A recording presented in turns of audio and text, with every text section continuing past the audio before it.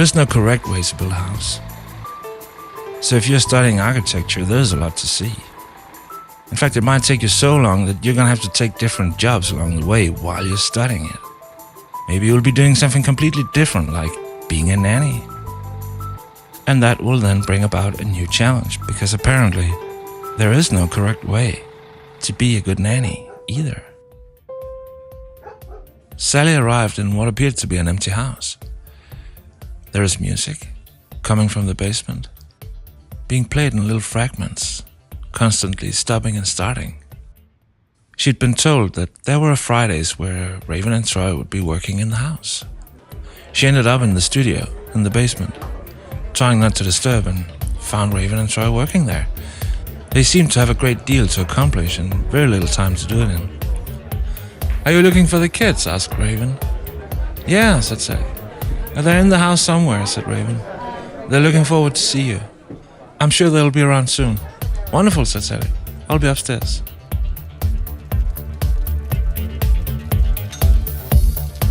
Sally went to the kitchen and began making the cocoa she knew the kids loved, and waited for them to come by. Suddenly the phone rang and a deep voice presented itself. "This is the headmaster of your architect education. Am I speaking to Sally Ann?" asked the voice. Sally confirmed that it was her.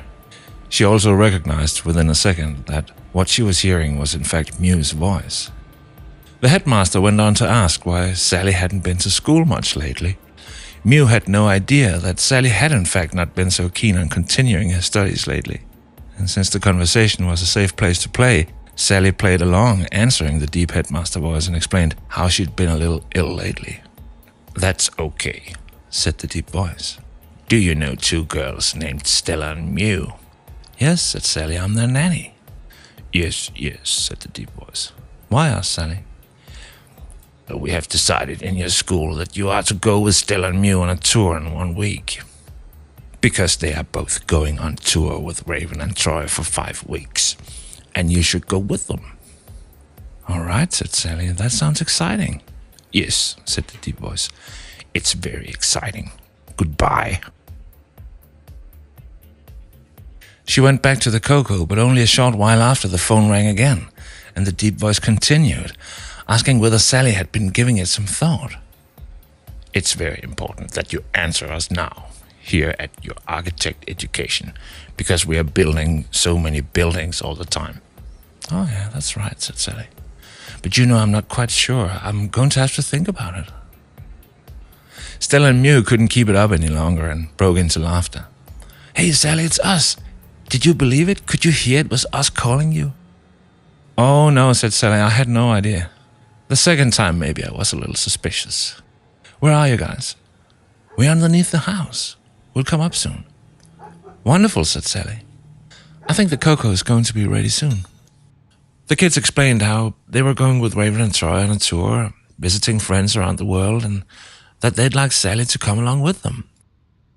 Sally explained how she'd love to go, but that she couldn't just leave her studies for 5 weeks. "But our school have already allowed us to go, and you heard your headmaster, right?" "I did," said Sally. "But the truth is, I'll be expelled from school if I just drop everything and hop on a plane with you guys.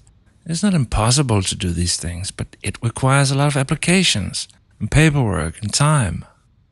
The kids understood.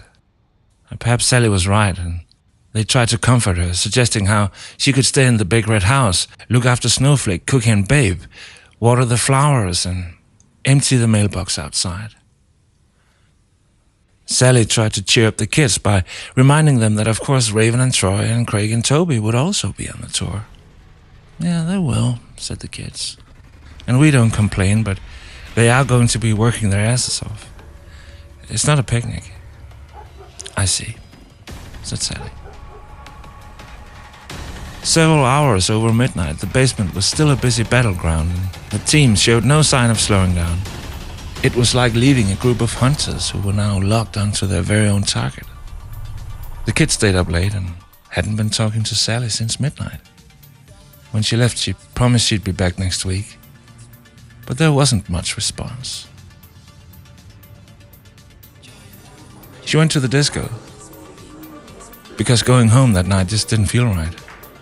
and thought about what kind of world you were living in, where kids had to argue and explain themselves in order to get what most other kids were used to. Not only was it heartbreaking, it could actually be solved. She sent Raven a quick message. "All right, I'm in." A few seconds later, she thought about what the hell she'd agreed to. Going on a tour. And what kind of architect she'd ultimately become.